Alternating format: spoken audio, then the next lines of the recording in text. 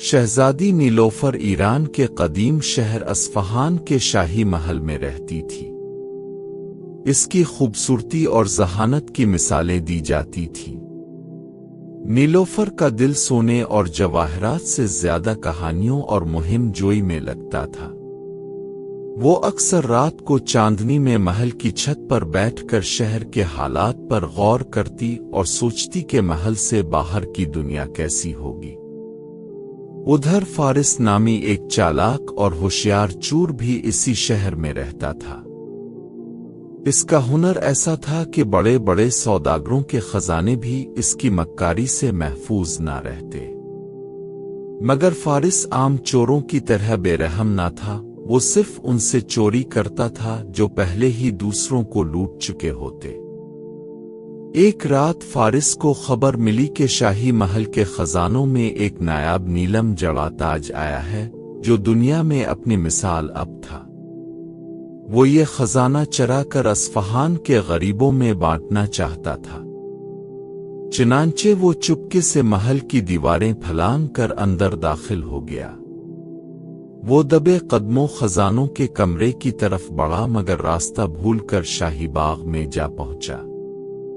वहां इत्तेफाक से शहजादी नीलोफर भी चहल कदमी कर रही थी। अचानक फारिस की नजर इस पर पड़ी और नीलोफर की नजर फारिस पर। दोनों चंद लम्हे खामोश खड़े रहे जैसे वक्त रुक गया हो। फिर नीलोफर ने हैरत से कहा, तुम कौन हो? यहां क्या कर रहे हो? फारिस ने फौरन कोई बहाना घड़ने के बजाय सच बोलना बेहतर समझा। मैं एक चूर हूं लेकिन वो नहीं जो तुम समझ रही हो। मैं सिर्फ नाइंसाफी के खिलाफ लड़ता हूं। नीलोफर को हैरत हुई। वो हमेशा से महल के बाहर की दुनिया के बारे में जानना चाहती थी।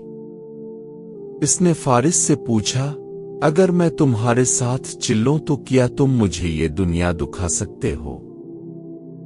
फारिस पहले तो हिचकिचाया मगर फिर नीलोफर के चेहरे पर संजीदगी देखी तो हंसकर बोला, शहजादी, महल की जिंदगी छोड़कर गरीबों की बस्तियों में जाना आसान नहीं होगा। मगर नीलोफर का अज़्म मजबूत था। इसने रात को महल से फरार होने का मंसूबा बनाया।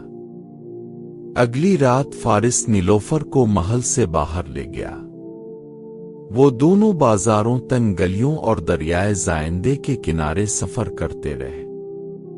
नीलोफर ने पहली बार भूखे बच्चों को देखा, मजबूर औरतों को देखा और जाना कि महल के अंदर जो कुछ सुनने को मिलता था हकीकत इससे बहुत मुख्तलिफ थी।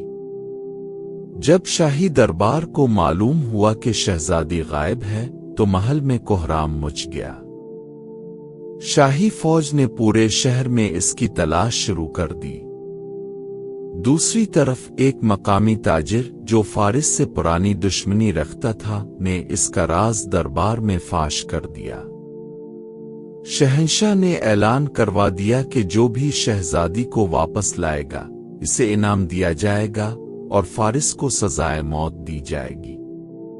ये खबर फारिस और नीलोफर तक भी पहुंची।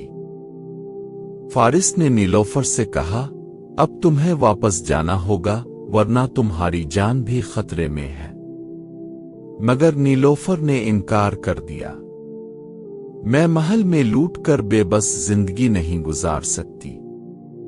मैं चाहती हूं कि हम कुछ ऐसा करें जिससे लोगों की जिंदगियां बदल जाएं। फारिस और नीलोफर ने फैसला किया कि वो बादशाह के सामने जाकर सच बोलेंगे। वो खुफिया रास्ते से महल में दाखिल हुए और दरबार में पहुंच गए। नीलोफर ने अपने वालिद से कहा, अब्बा हुजूर, मैंने अपनी आंखों से वो सब कुछ देखा है जो महल की दीवारों के पीछे छुपा हुआ था। फारिस चूर नहीं बल्कि एक मुजाहिद है जो इन लोगों के लिए लड़ता है जिन्हें इंसाफ नहीं मिलता। बादशाह ने पहले गुस्से में आकर फारिस को गिरफ्तार करने का हुक्म दिया, मगर जब नीलोफर ने तफसील से अपनी रुदात सुनाई तो वो सोचने पर मजबूर हो गया। شہزادی کے اصرار پر بادشاہ نے فیصلہ کیا کہ شہر کے مظلوموں کی مدد کے لیے اقدامات کیے جائیں گے اور فارس کو معافی دے دی گئی۔ نیلوفر نے شاہی محل میں رہ کر ہی لوگوں کے حقوق کے لیے کام کرنے کا ارادہ کیا، جبکہ فارس کو شہر کی حفاظت کی ذمہ داری سونپی گئی۔ یوں شہزادی اور چور کی یہ غیر معمولی داستان ایک نئی شروعات کے ساتھ ختم ہوئی۔ نیلوفر نے محل کے اندر رہتے ہوئے انصاف کی شمع جلائی اور فارس نے شہر کے گلی کوچوں میں روشنی پھیلانے کا کام کیا۔ دونوں کی دنیا الگ تھی، مگر ان کا مقصد ایک تھا، ایک بہتر معاشرہ جہاں ہر کوئی خوشحال ہو۔